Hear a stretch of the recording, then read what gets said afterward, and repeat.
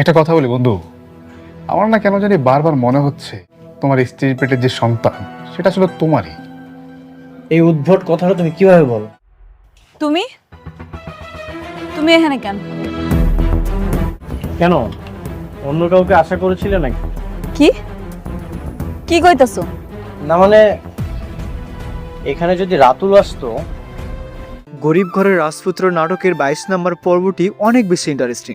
এই পর্বেই অনিক এবং মেঘলার মধ্যে ডিভোর্স হবে এবং এই পর্বে আপনারা দেখতে পাবেন মেঘলার পেটে অনাকাঙ্ক্ষিত সন্তানটি কার। বন্ধুরা, 22 নম্বর পর্বটি সবার আগে কিভাবে দেখবেন এবং কোথায় দেখবেন এসব কিছু জানতে হলে এবং দেখতে হলে ভিডিওটি একটুও না টেনে শেষ পর্যন্ত দেখুন। গত 21 নম্বর পর্বে আমরা দেখেছিলাম রাতুল মেঘনাকে বিয়ে করার জন্য নানা রকম ফোন দিয়ে আঁকে এবং বলতে বলতে রাতুল মেঘনাদের বাড়িতে বিয়ের প্রস্তাব নিয়ে যায়। এই বিষয়ে মেঘলার বাপ প্রথম অবস্থায় রাগ হলেও পরবর্তীতে বিয়েতে রাজি হয় এবং রাতের বেলা মেঘলাকে এই প্রস্তাবটির কথা বলে, কিন্তু মেঘলা রেগে গিয়ে বলে, আমার পেটে অনিকের সন্তান, আমি কোনোদিনই এই সন্তান রেখে অন্য কোথাও বিয়ে করতে পারবো না। রাতুল মূলত মেঘলার কোম্পানি দখল করার জন্য তাকে বিয়ে করতে চায়, কিন্তু মেঘলা কোনোদিনই রাতুলকে বিয়ে করবে না, সাফ সাফ বলে দেয়।